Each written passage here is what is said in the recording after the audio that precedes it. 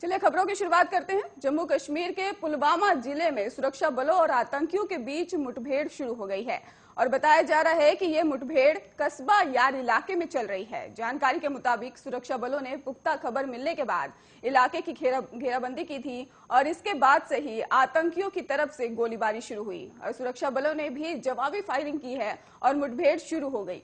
और इससे पहले भी 24 नवंबर को श्रीनगर के रामबाग इलाके में हुई मुठभेड़ में सुरक्षा बलों ने 3 आतंकियों को मार गिराया था और मारे गए आतंकी की पहचान टीआरएफ के टॉप कमांडर मेहरान के रूप में हुई थी। मेहरान 2 शिक्षकों की हत्या में शामिल था। बता दें आपको कि सुरक्षा को चाक चौबंद करने और जमीन पर बलों की तैनाती दिखाने की रणनीति के तहत ही केंद्रीय सशस्त्र पुलिस बल की नई कंपनियां घाटी भेजी गई और इनमें से 25 कंपनियां केंद्रीय रिजर्व पुलिस बल की हैं और सीमा सुरक्षा बल की भी हैं। और आपको बता दें कि सीएपीएफ की भी एक कंपनी में लगभग 100 कर्मी होते हैं। राजस्थान के जालोर जिले में अज्ञात हमलावरों ने एक पुजारी की हत्या कर दी। भगोड़ा के थाना अधिकारी सदर सिंह ने बताया है कि घटना गुमडिया गांव की है। बताया जा रहा है कि जहां पर अज्ञात हमलावरों ने एक छोटे मंदिर में अकेले रहने वाले पुजारी पर हमला कर दिया और अधिकारी के अनुसार शुरुआती जांच से पता चल रहा है कि हमलावर चोरी की मंशा से ही मंदिर परिसर में घुसे थे और पुजारी की, जिसकी उम्र 70 साल बताई जा रही है, उसके साथ मारपीट की, जिनमें उनकी मौत हो गई। हालांकि पुजारी की मौत की असली वजह पोस्टमार्टम रिपोर्ट के आने के बाद ही सामने आ सकेगी और डीएसपी शंकर लाल ने भी बताया है कि शव पोस्टमार्टम कराकर परिजनों को दे दिया गया है। अलग अलग टीमें बनाई गई हैं। मुजरिमों की भी तलाश लगातार जारी। कोरोना के नए वेरिएंट ओमिक्रॉन ने दुनिया की चिंता को बढ़ा दिया है। वहीं भारत सरकार भी पिछली बार की स्थिति को देखते हुए अंतर्राष्ट्रीय यात्रियों पर आज से कड़े प्रतिबंध लागू कर देगी।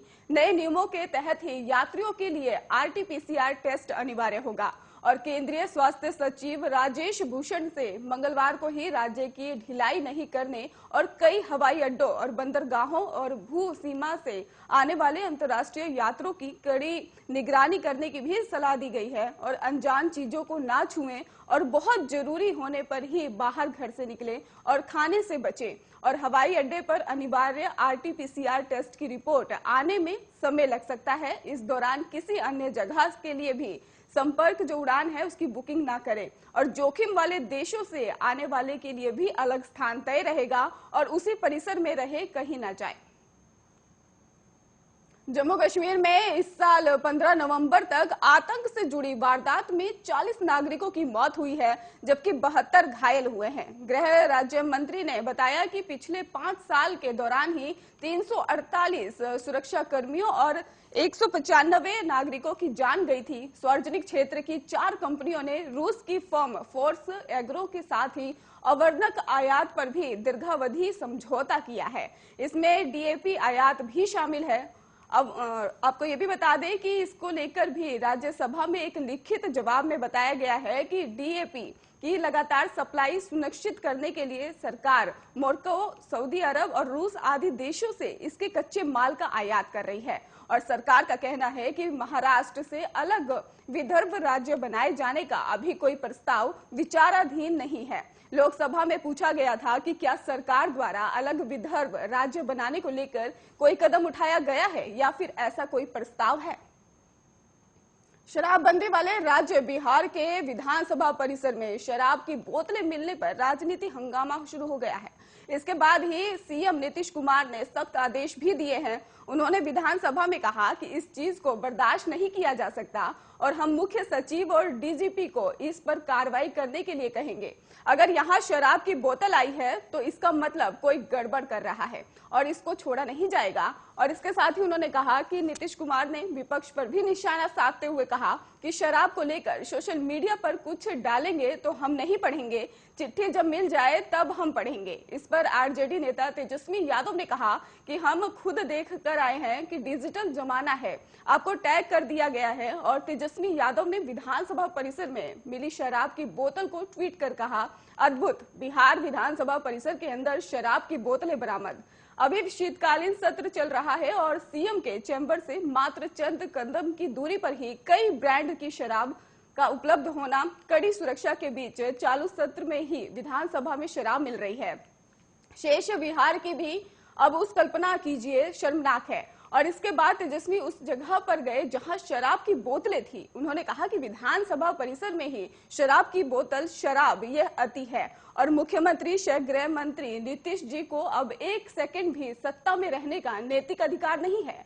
मुख्यमंत्री कल इसी परिसर में एनडीए के विधायकों को संकल्प दिला रहे हैं और जो विधायक उनसे शराबबंदी की विफलता पर सवाल कर रहे थे उन्हें वो डांट रहे हैं। और वही बिहार पूर्व मुख्यमंत्री और आरजेडी नेता राबड़ी देवी हाथ में पोस्टर लेकर विरोध जताते दिखाई दी और पोस्टर में शराब की बोतलें और जहरीली शराब पीने से हुई मौतों के बाद बिलखते परिजनों को भी देखा जा सकता था। मथुरा में तनाव को लेकर सीआरपीएफ महानिर्देशक की रिपोर्ट ने केंद्रीय खुफिया और सुरक्षा एजेंसियों के होश उड़ा दिए हैं। इस रिपोर्ट को लेकर खुफिया और सुरक्षा एजेंसियों का मंथन लगातार जारी है। सीआरपीएफ निर्देशक ने अपनी रिपोर्ट में कहा कि एक संप्रदाय विशेष की इबादतगाह में ही संदिग्ध गतिविधियां जो है वो शुरू हो गई हैं और संदिग्ध लोग सुरक्षा व्यवस्था की जायजा ले रहे हैं। यह भी कहा गया कि कानून व्यवस्था बिगड़ने की भी संभावना है। दूसरी तरफ उत्तर प्रदेश सरकार ने भी किसी भी प्रकार की घटना को रोकने के लिए कुछ लोगों को गिरफ्तार कर लिया है। और आपको ये भी बता दें कि विवादास्पद पूरे इलाके में धारा 144 लगा दी गई है। इस मामले में एक संप्रदाय ने दूसरे संप्रदाय को लेकर खिलाफ जो है कार सेवा के लिए जाने और 6 दिसंबर को उसे पवित्र किए जाने जैसे बयान दिए थे। और जैसे ही स्थानीय प्रशासन को ये खबर लगी तो यूपी सरकार पूरी तरह से चौकन्नी हो गई। आनन फानन में प्रशासन ने अनेक कदम भी उठा लिए और स्थानीय डीएम और एसएसपी ने भी स्पष्ट तौर पर ही कहा कि ऐसी किसी भी घटना से निपटने के लिए उपाय जो है वो किए गए हैं। उन्होंने स्थानीय जनमानस से भी किसी भी अफवाह पर विश्वास न करने के लिए भी कहा। साथ ही लोगों को चेतावनी भी दी कि यदि सोशल मीडिया पर आदि पर किसी भी अफवाह आदि फैलाने की कोशिश की तो उसके खिलाफ सख्त से सख्त कार्रवाई की जाएगी। और इस बीच 24 नवंबर 2021 को ही सीआरपीएफ महानिर्देशक की तरफ से मथुरा को लेकर एक विशेष रिपोर्ट केंद्र को भेजी गई। इस रिपोर्ट में कहा गया कि मथुरा के हालात ठीक नहीं है और वहां कानून व्यवस्था की स्थिति बिगड़ने की भी संभावना है। इस रिपोर्ट ने केंद्रीय खुफिया और सुरक्षा एजेंसियों के होश उड़ा दिए। और ध्यान रहे कि सीआरपीएफ की यूपी में कानून व्यवस्था में सहयोग करने के अनेक कंपनियां मौजूद हैं। उन्हीं के आकलन के आधार पर ही डीजी सीआरपीएफ ने ये रिपोर्ट भेजी। सीआरपीएफ महानिर्देशक ने मथुरा के हालातों को लेकर भी गंभीर आकलन किए हैं। आंदोलन में फूट की खबरों के बीच आज दिल्ली के सिंधु बॉर्डर पर ही 40 किसान संगठनों की बड़ी बैठक है। किसानों की घर वापसी और एमएसपी कमेटी के गठन के प्रस्ताव पर चर्चा होगी और पंजाब के ज्यादातर किसान आंदोलन खत्म करने के पक्ष में हैं। पंजाब के कई किसान संगठन आंदोलन की जीत के बाद धरना खत्म करने के पक्ष में हैं और वही कई किसान संगठन एमएसपी कानून और मुकदमों की वापसी समेत अन्य मांगों को लेकर धरना जारी रखना चाहते हैं। वापसी के पक्ष वाले आम सहमति बनाने की कवायद कर रहे हैं और रणनीतियों को अंतिम रूप देने के लिए भी आज किसान संगठन अहम बैठक कर रहे हैं।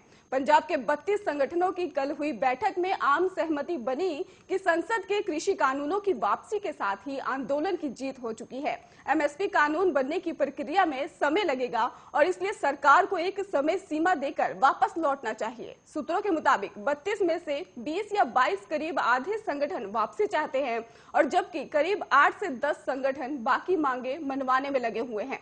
हालांकि पंजाब के जोगिंदर सिंह उगराहा और सरवन सिंह पंडेर, हरियाणा के ही गुरनाम चटूनी जैसे ही बड़े किसान नेता धरना जारी रखने के पक्ष में हैं। यह भी कहा जा रहा है कि इनके संगठन के किसान बड़ी संख्या में सिंघू बॉर्डर और टिकरी बॉर्डर पर बैठे हैं।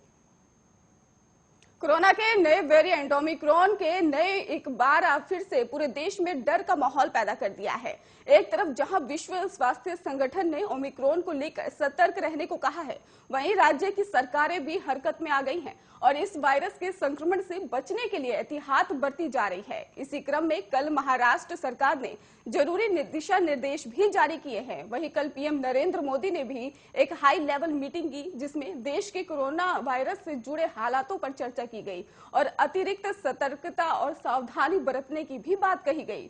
महाराष्ट्र सरकार ने मंगलवार को अंतर्राष्ट्रीय हवाई यात्रा के लिए सख्त दिशा निर्देश जारी किए। महाराष्ट्र के स्वास्थ्य विभाग ने कहा कि राज्य में फिलहाल में से 6 में से ऐसे यात्री हैं जो हाल ही में दक्षिण अफ्रीका या अन्य हाई रिस्क वाले देशों से राज्य में आए हैं और जांच में संक्रमित भी पाए गए हैं। उन्होंने बताया कि फिलहाल उन सभी लोगों के सैंपल्स को टेस्ट के लिए भेजा गया है। विभाग ने बताया कि इसके अलावा उन व्यक्तियों के संपर्क में आए लोगों की भी पूछताछ चल रही है और जारी किए गए दिशा निर्देश के अनुसार डीसीपी इमिग्रेशन और एफआरआरओ अंतर्राष्ट्रीय उड़ानों में आने वाले सभी यात्रियों के पिछले 15 दिनों के यात्रा किए गए देशों की जानकारी इकट्ठा की जाएगी और इसके साथ ही उन्होंने कहा फिर उस जानकारी को क्रॉस चेक भी किया जाएगा और इस दौरान अगर कोई यात्री गलत जानकारी देता है तो उस पर आपदा प्रबंधन अधिनियम 2005 की संबंधित धाराओं के तहत कार्रवाई भी की जाएगी। अगर कोई भी यात्री उस टेस्ट में पॉजिटिव पाया जाता है तो यात्री को अस्पताल में ट्रांसफर कर दिया जाएगा और सभी परीक्षण नकारात्मक आने की स्थिति में यात्रियों को 7 दिन की होम क्वारंटाइन से गुजरना भी पड़ेगा।